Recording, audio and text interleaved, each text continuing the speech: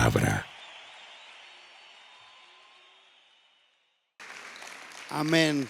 Gloria a Dios. ¿Cuántos están alegres de estar en la casa del Señor?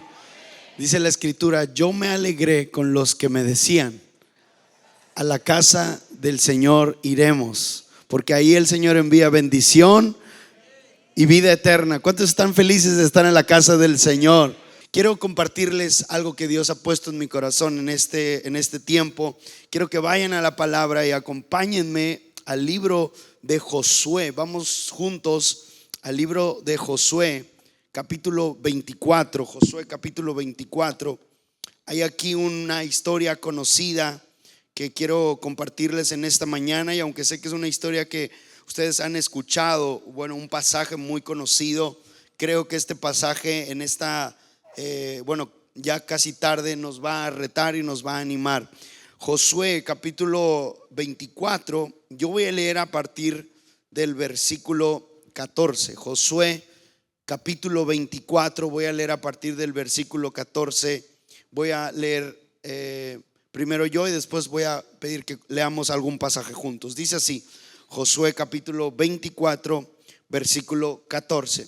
Ahora pues, temed a Jehová y servidle con integridad y en verdad, y quitad de entre vosotros los dioses a los cuales sirvieron vuestros padres al otro lado del río en Egipto, y servid a Jehová. Y si mal os parece servir a Jehová, escogeos hoy a quien sirváis, si a los dioses a quienes sirvieron vuestros padres cuando estuvieron al otro lado del río, o a los dioses de los amorreos en cuya tierra habitáis. Pero yo y mi casa serviremos a Jehová. ¿Qué le parece si leemos todos juntos el versículo 15? ¿Lo leemos todos juntos? Si lo tienen ahí con ustedes o en las pantallas. Vamos a leer todos juntos a la cuenta de 3. 1, 2, 3. Y si mal os parece servir a Jehová, escogeos hoy a quien sirváis, si a los dioses a quienes sirvieron vuestros padres cuando estuvieron al otro lado del río, o a los dioses de los amorreos en cuya tierra habitáis. Pero yo y mi casa serviremos a Jehová. ¿Alguien puede dar un fuerte gloria a Dios, un fuerte aleluya por esto? Amén. Estamos en un momento donde Josué ya es un anciano. Él ha conquistado tierras, ha visto milagros y ha levantado a generaciones. Algunos teólogos nombran a Josué como el gran historiador de Egipto, ya que dicen que él estuvo en los 3 grandes periodos de la historia del pueblo de Israel: en la salida de Egipto hacia el desierto, los 40 años en la transición caminando junto a Moisés en el desierto, y fue Josué quien el Señor escogió para pasar al pueblo de Israel a la tierra prometida. Así que estas palabras finales en el capítulo 24 son de Josué. Son como una despedida del pueblo. Él sabe que va a morir y sabe que el pueblo de Israel va a quedar a expensas de un futuro incierto. Uno de los grandes misterios, hermanos, de las Escrituras en el Antiguo y Nuevo Testamento es el siguiente: ¿por qué en ocasiones Dios levanta sucesores a grandes hombres de Dios? ¿Y por qué a algunos otros no les levanta un sucesor? En el caso de Moisés, el Señor levantó a un Josué, pero cuando Josué muere, no hay un sucesor que quede en su lugar. Así que la preocupación de Josué es impresionante.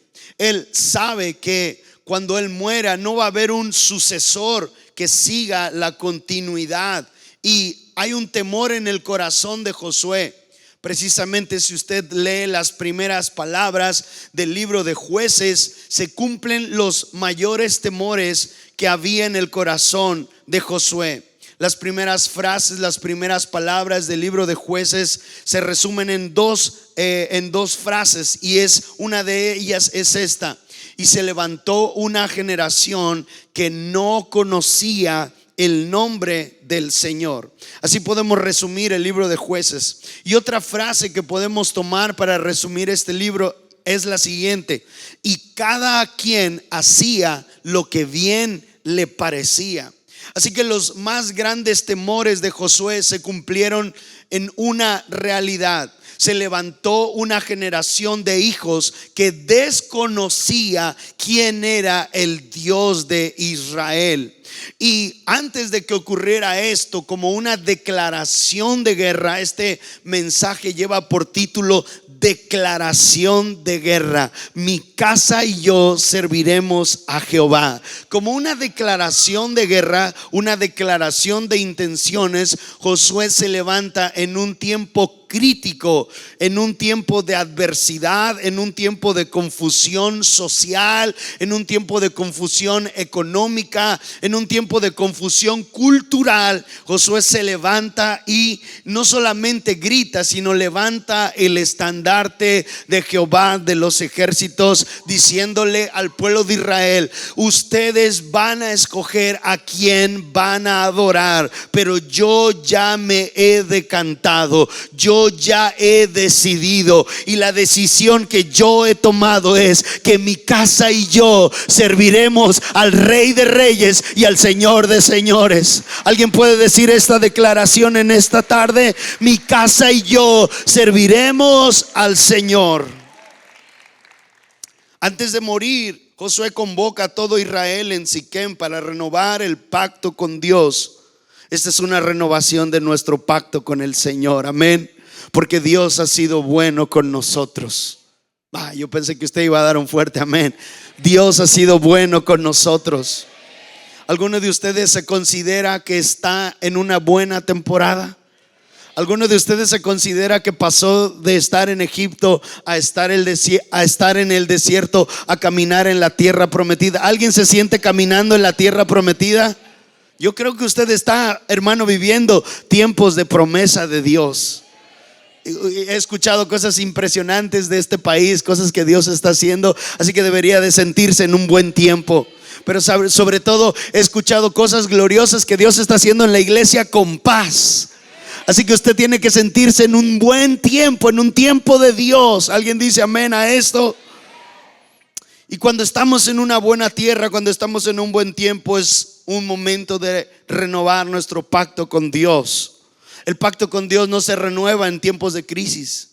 Los pactos con Dios se renuevan en tiempos de bonanza, donde podemos decir: Señor, tú has sido bueno con nosotros. Pero Señor, a pesar de que tú has sido bueno con nosotros, nosotros estamos dispuestos a amarte más y más a ti, Señor. ¿Alguien dice amén a esto? Antes de morir, Josué convoca a todo Israel para renovar el pacto.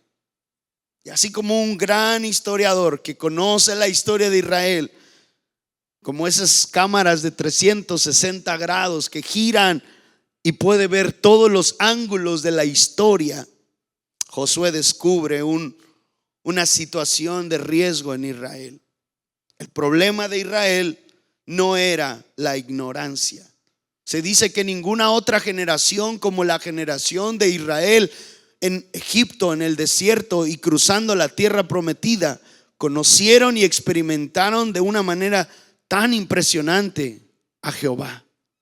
Ellos vieron las plagas caer en Egipto. Usted se puede imaginar estar en los pies de un israelita cuando las plagas cayeron en Egipto. El pueblo de Israel en el desierto experimentó la bondad de Dios de una manera asombrosa. Dice la historia que el maná caía del cielo, las codornices venían y los alimentaban con carne, la columna de fuego los calentaba y los protegía de noche, y la nube los guiaba de día. Hermanos, esto era ver a Dios cara a cara.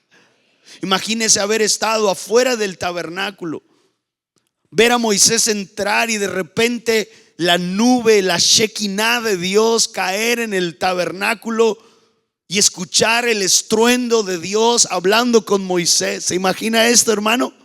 ¿Se imagina haber sido parte de los 70 hombres más ungidos de Israel, que dice que acompañaban a Moisés a la mitad del monte, y los rayos y los truenos hacían que la montaña se estremeciera?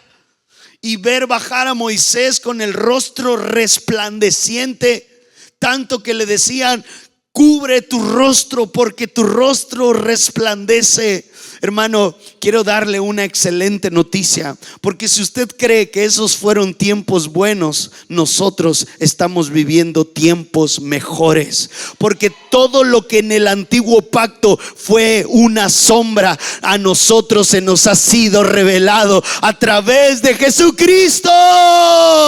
Alguien dice amén a esto. Y ahora ya no vemos sombras, ahora vemos cara a Dios a través de Cristo. Alguien puede decir amén. Alguien puede decir gracias, Cristo. Estamos viviendo en un buen tiempo. Alguien dice amén. Así que el problema de Israel nunca fue la ignorancia. El problema de Israel fue otro. El problema de Israel se llamó mezcla, sincretismo. Y esta es una palabra que quiero que usted aprecie y digiera en esta mañana.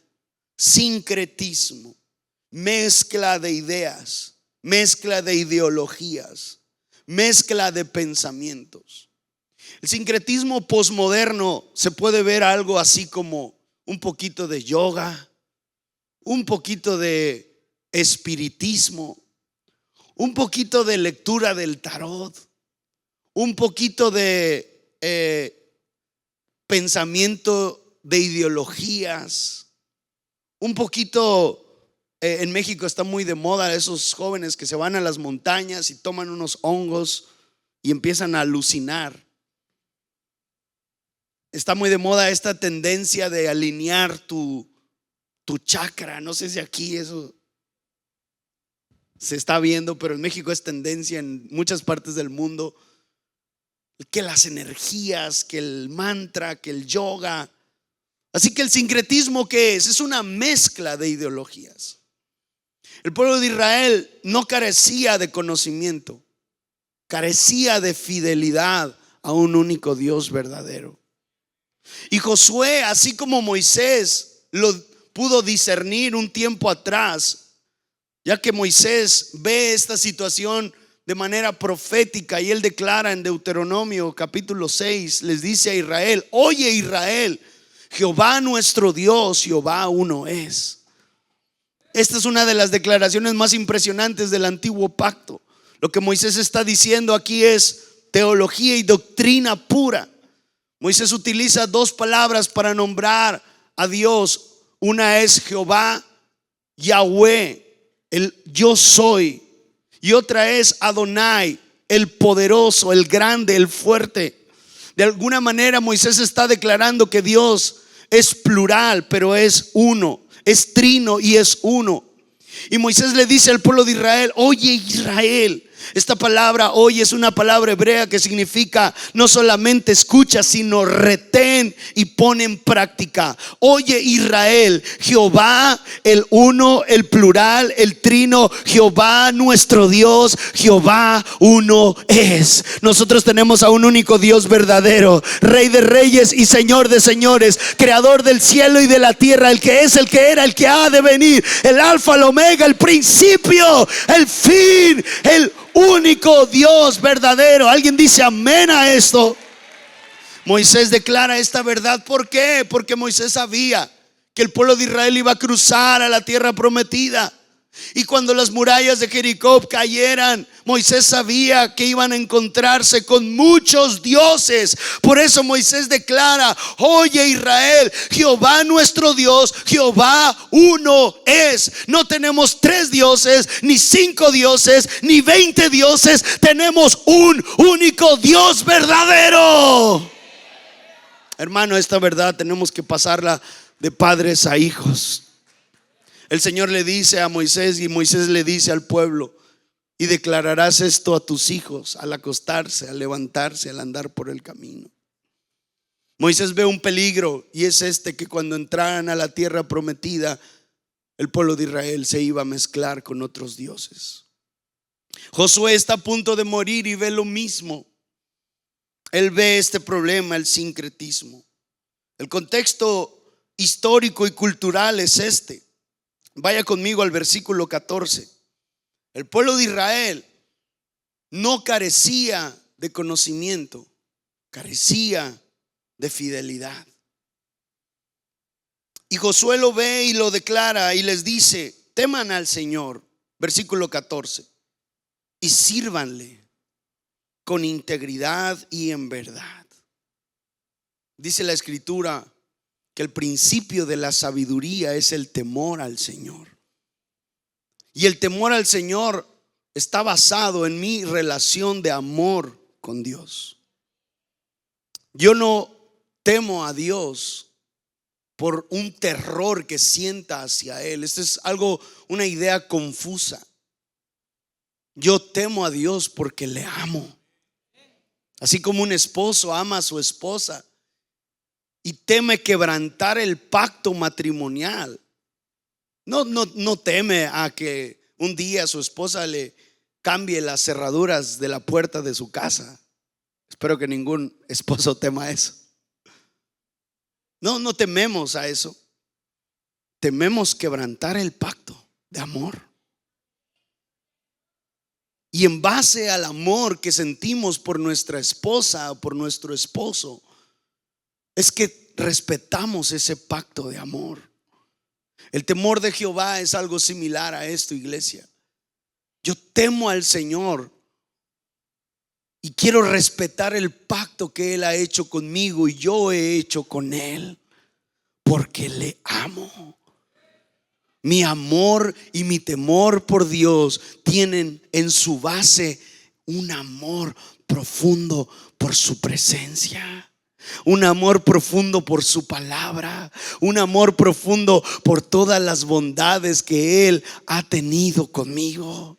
Como dice el apóstol Pablo en Romanos capítulo 12: hermanos, les ruego, si Dios ha sido bueno con ustedes, por las misericordias de Dios, pregunto, para algunos de los que estamos aquí, ¿Dios ha sido bueno con nosotros? Hay una pregunta aquí: ¿Dios ha sido bueno con usted? Entonces pregunto como Pablo: hermanos, por las misericordias de Dios, les ruego que presenten sus cuerpos en sacrificio vivo, santo y agradable al Señor, que es mi culto racional. Este es el verdadero temor del Señor. No solamente venir el domingo a la iglesia y escuchar un buen mensaje. Mi culto racional, hermano, comienza saliendo de este culto, enfrentándome a la vida diaria. Mi culto racional comienza cuando voy a la tienda, cuando voy al centro comercial, cuando me relaciono con mis hijos, con mi esposa, en mi trabajo. Mi culto racional viene cuando viene el tiempo de pagar mis impuestos, cuando viene el tiempo de ser fiel en pagar mis deudas. Mi culto racional viene en cada etapa, en cada área de mi vida, donde yo demuestro el temor al Señor. ¿Alguien dice amén a esto?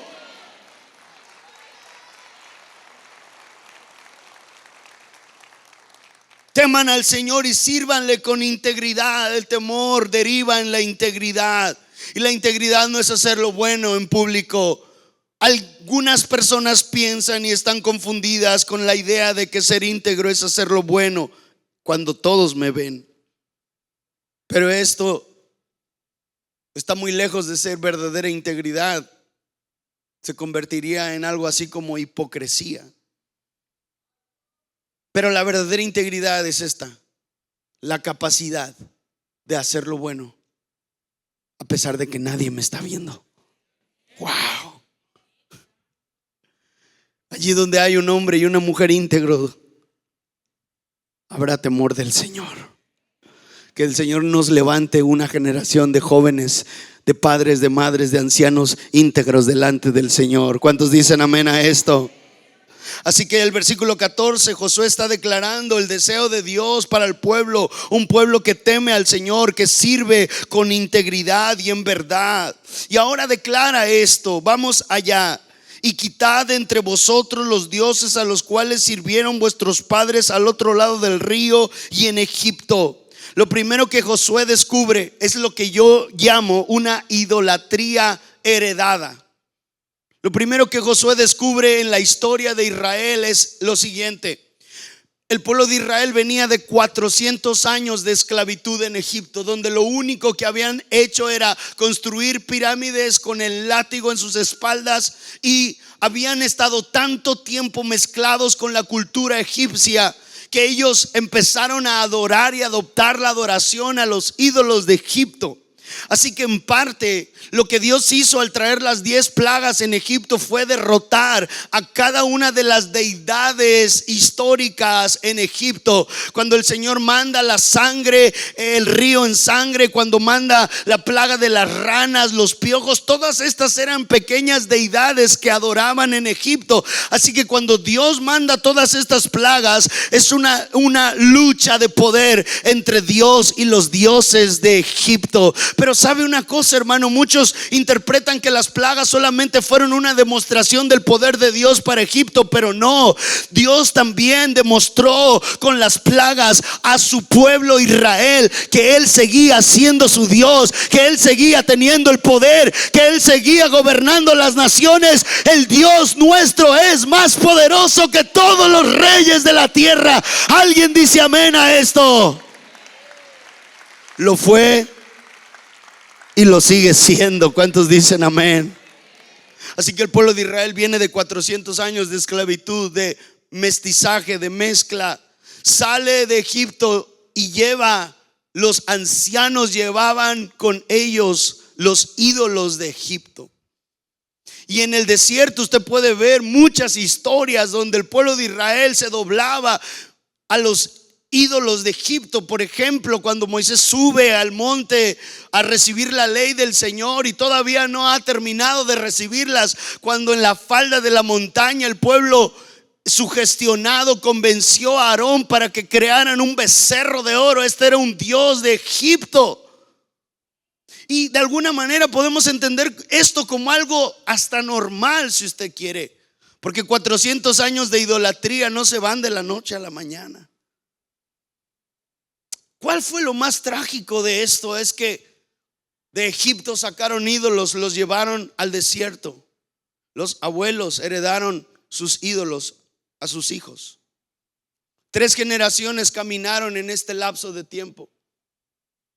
Los padres recibieron los ídolos de los abuelos y los heredaron a sus hijos. Y cuando los muros de Jericó cayeron, ellos trajeron los ídolos de Egipto que pasaron al desierto, los trajeron a la tierra prometida. Y ahora estaban viviendo en la tierra prometida, adorando a Jehová y adorando a los ídolos de sus abuelos. Esto es algo interesante, iglesia. A esto yo lo llamo una idolatría heredada, una herencia idolátrica. Hay personas que tienen frases como: yo soy así porque así es mi abuelo. Así somos los Ramírez, los Pérez, los González. Así somos los Hernández. Yo soy Hernández. ¿Hay algún Hernández por aquí? En México tenemos mucho estas frases. Es que los de rancho así somos. Y esto no va a cambiar. Y es muy común que en los pleitos matrimoniales, cuando hay estas situaciones de pareja, uno de los dos siempre saca el orgullo familiar y siempre declara: no me intentes cambiar, así te casaste conmigo. ¿A alguien le suena esto? Tú sabías a lo que te metías. Hermanos, déjame decirle algo, y esto lo digo con toda mi experiencia y el dolor en mi corazón. Tenemos la capacidad como iglesia de generar un nuevo futuro para las siguientes generaciones. ¿Alguien dice amén a esto? Tenemos en nuestras manos un tesoro. Las nuevas generaciones que se están levantando, de adolescentes, de jóvenes, de niños, necesitan una generación de padres, de madres, de abuelos que se levanten en el nombre del Señor y declaren como declaró Josué: ustedes sirvan a quien ustedes quieran, pero yo y mi casa serviremos al Señor. Aleluya. Alguien puede dar un fuerte gloria a Dios. Alguien puede decir: lo creo.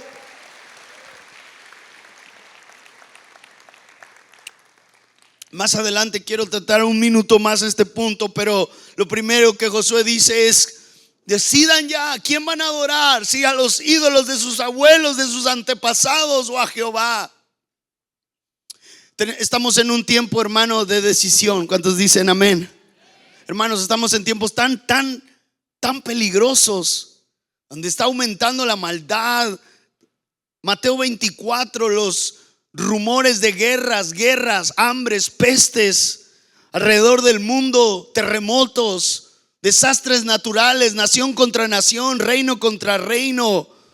Hermano, estamos viviendo tiempos proféticos, y estos tiempos, hermanos, difíciles requieren voluntades fuertes en el Señor.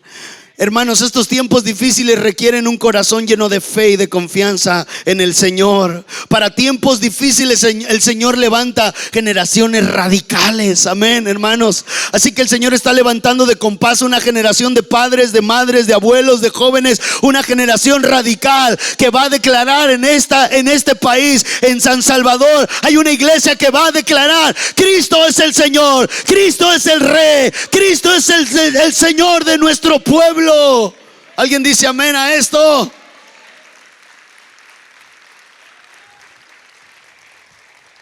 Además de esto, Josué descubre lo siguiente, versículo 15: y si mal os parece servir a Jehová, escogeos hoy a quién sirváis, si a los dioses a quienes sirvieron vuestros padres cuando estuvieron al otro lado del río, o sea, en Egipto, en el desierto, o a los dioses de los amorreos en cuya tierra habitáis. Esto significa ídolos locales. Unos son los ídolos que heredamos, patrones de conducta, patrones de pensamiento, patrones ideológicos, herencia idolátrica, herencia de carácter. Y otro es lo que encontramos cuando llegamos a este lugar: la idolatría local. Yo les decía a los hermanos del primer servicio que yo fui criado en un contexto muy diferente a mi país. A los 13 años mis padres fueron enviados como misioneros de Asambleas de Dios a España y norte de África, Marruecos. Así que 2 años, con 13 años, durante 2 años yo veía a mis amigos musulmanes rezando a Alá 5 veces al día. Esto fue algo impresionante, una de las etapas que más marcó mi vida. Y después de estos 2 años nos movimos al sur de España y fui criado en un contexto totalmente anticristiano, donde fumar marihuana en el salón de la clase, en el recreo, era normal. Estamos hablando de hace más de 20 años, hermanos, donde estas nuevas ideologías de género, identidad de género, cambio de género, feminismo, aborto, todo esto, hermano, esto era lo más común, ¿no? Lo más normal. En ese contexto yo fui criado. Cuando yo le estoy hablando de una idolatría local, estoy hablando del espíritu de este mundo. El espíritu de este mundo es un espíritu contrario al espíritu de Dios. El Nuevo Testamento lo declara como el espíritu del anticristo, el espíritu de iniquidad. Hermano, nosotros estamos luchando contra algo más que un sistema social y político. Estamos luchando contra un espíritu, y así como se levantó en esas épocas en Egipto, en Babilonia, en Asiria, hermano, es la misma cultura que quiere apagar la fe de los hijos de Dios. Hermano, pero quiero decirle una cosa: aunque el espíritu de este mundo, el espíritu del anticristo, el espíritu de la iniquidad aún abunda, hermano, aunque Satanás Satanás es el príncipe de este mundo, usted y yo hemos decidido servir al Rey de Reyes y al Señor de Señores. Mi fe está puesta en el Señor, mi fe está puesta en Jehová de los ejércitos. ¿Alguien dice amén a esto? Así que la idolatría local, la idolatría cultural no se va a introducir en mi casa. Las nuevas filosofías, los nuevos postulados, las nuevas estrategias no se van a mezclar en mi casa. A eso me refiero cuando hablamos de una declaración de guerra, cuando hablamos de una declaración de intenciones. Josué dice: elijan ya a quién van a servir, si a los ídolos que sirvieron sus abuelos o a los ídolos de sus ciudades locales. Escojan ya. El peligro del sincretismo cristiano es no es dejar de adorar a Dios, es adorarlo junto a otros ídolos. Es lo que estaba haciendo Israel. Para que tenga una imagen mental en su interior, piense que el sincretismo que Israel estaba practicando era el siguiente. Es como si usted agarra una licuadora y mete, como se hace un jugo en la mañana de vegetales, mete un poco de sincretismo, religión, paganismo, budismo, hinduismo, taoísmo, energías, chakras. Ahora está tan de moda en TikTok. He tenido que ministrar cantidad de jóvenes que por TikTok han tenido experiencias espiritistas terribles, videojuegos, series. Hermanos, estamos hablando de un espíritu, el espíritu de este mundo, el espíritu de iniquidad, ideologías, pensamientos. Imagínese que mete eso y luego mete un poco de espiritualidad cristiana. Lunes adoramos a Jehová, martes a Baal, miércoles a Cera y el domingo adoración a Jehová. Lo mete en la licuadora, le pone un poco de agua y lo licúa. Saca un vaso y se lo bebe. Eso es lo que Israel estaba haciendo. Eso es lo que Josué describe y descubre. Y entonces, hermano, en palabras de Moisés, el Señor no comparte su gloria con nadie. El Señor le dijo a Israel: no te inclinarás delante de ningún otro Dios, ni a ningún otro servirá, porque yo soy Jehová tu Dios, fuerte y celoso. ¿Alguien recuerda este atributo de Dios? Él tiene celo por nosotros. Y ahora usted y yo, hermano, que antes estábamos descarriados, sin esperanza, sin luz, sin salvación, ahora somos real sacerdocio, nación santa, pueblo adquirido por Dios. Alguien dice amén a esto, para anunciar las virtudes de aquel que nos llamó de las tinieblas a su luz admirable. Los que antes no eran pueblo, ahora somos pueblo. Alguien dice amén. Así que en medio de este sincretismo, en medio de esta situación, Josué declara lo siguiente: ustedes escojan a quién van a servir, pero, diga conmigo fuerte, pero, dígalo más fuerte, pero. Este pero, hermano, significa hasta aquí. Este pero significa de esta línea no va a pasar. Este pero, hermano, es muy importante.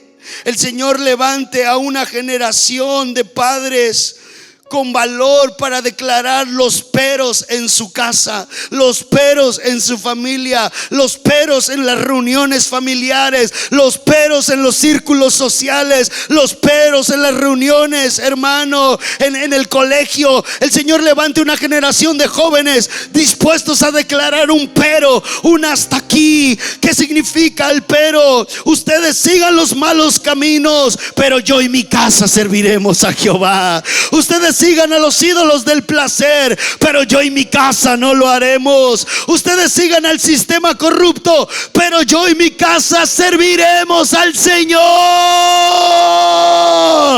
¿Dónde está esa generación que va a levantar la mano que va a levantar el estandarte de Cristo. Hermanos, tenemos en nuestras manos un tesoro, y es esta nueva generación. Hermano, el pero de un hombre de fe puede cambiar el destino de una nación. Alguien dice amén a esto. El pacto familiar comienza con una decisión individual. Este día, hermano, usted tiene que irse con la fuerte convicción, la firme convicción de que su casa va a servir al Señor. Pero para que esto comience, usted necesita empezar a poner líneas, empezar a poner reglas, empezar nuevamente a tomar, hermano, el desafío de ser un padre, una madre que está dispuesto a glorificar el nombre de Dios. Lo siguiente que Josué dice es yo. Diga conmigo yo. Diga conmigo yo. Voltea al que está a su lado y dígale tú. Porque poner reglas es fácil, pero ¿sabe qué es lo más difícil de poner una regla? Ser el primero en cumplirla. Josué habla y pone intencionalmente su nombre al principio, pero como diciendo, hasta aquí llegó el sincretismo. No va a entrar de mi casa, de las puertas de mi casa para adentro. No lo voy a tolerar, no lo voy a aceptar, no lo voy a promover. No va a haber propaganda en mi hogar. Este es el pero que yo pongo en mi casa. Mi casa es para Cristo, mis hijos son para Cristo, mi empresa es para Cristo, mi matrimonio es para Cristo, mi hogar es para Cristo. Alguien lo puede declarar en el nombre del Señor. Pero yo seré el primero. Josué no dice nosotros, comienza con un yo. El liderazgo espiritual comienza por el ejemplo, no por el discurso. Y es que hemos perdido a una generación de hijos que escuchaban de sus padres: hazlo porque yo lo mando. Esa generación se perdió cuando, hermano, vio, hermano, un dualismo, una hipocresía entre el corazón del padre en la iglesia y en la casa. Y entonces el papá decía, o la mamá decía, o el abuelo decía: hazlo porque yo lo digo. Y los jóvenes, los niños veían otra cosa en la casa. Entonces, una brecha generacional, según los sociólogos cristianos dicen que hubo una brecha generacional en jóvenes de finales de los 90 hasta pasados los 2000, 2015, 2018. Una brecha generacional de jóvenes que se decepcionaron del evangelio, se decepcionaron de Cristo, se decepcionaron de la fe, porque no vieron modelaje del cristianismo en sus hogares. Pero el Señor está levantando una nueva generación de padres en San Salvador, en la iglesia Compás. El Señor está levantando una generación de padres que van a predicar con sus vidas. Alguien que diga amén. Hermano, este es un mensaje desafiante para una generación de padres. Una generación de padres y madres que digan: yo voy a ser el primer predicador de mi casa. Pero yo primero voy a ser íntegro en mi sexualidad, en mis palabras, en mis finanzas, en mi vida espiritual. Porque no puedes guiar una casa si tu altar personal está apagado. No puedes exigir obediencia si tú no modelas rendición. No puedes salvar lo que no lideras, ni liderar lo que no modelas. Necesitamos ser padres y madres que nos pongamos primero, porque los hijos imitan lo que ven, no lo que escuchan. ¿Alguien dice amén a esto? Voy a pedir al grupo que me acompañe y termino. Póngase de pie, iglesia.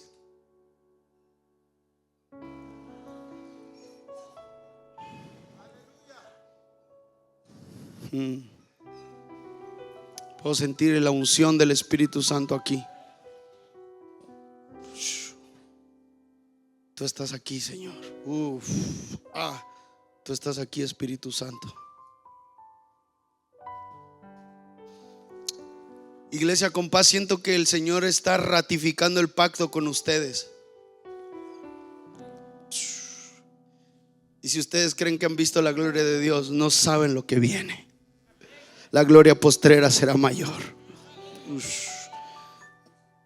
Y en un tiempo donde este lugar ya es insuficiente, ya lo es. vienen mayores multitudes. El Señor va a levantar de esta iglesia senadores, académicos, políticos, científicos. Va a levantar pastores, misioneros, hombres ungidos, predicadores a toda Centroamérica, Sudamérica y Europa. Veo a jóvenes viajando a Europa de esta iglesia constantemente. Veo una multiplicación.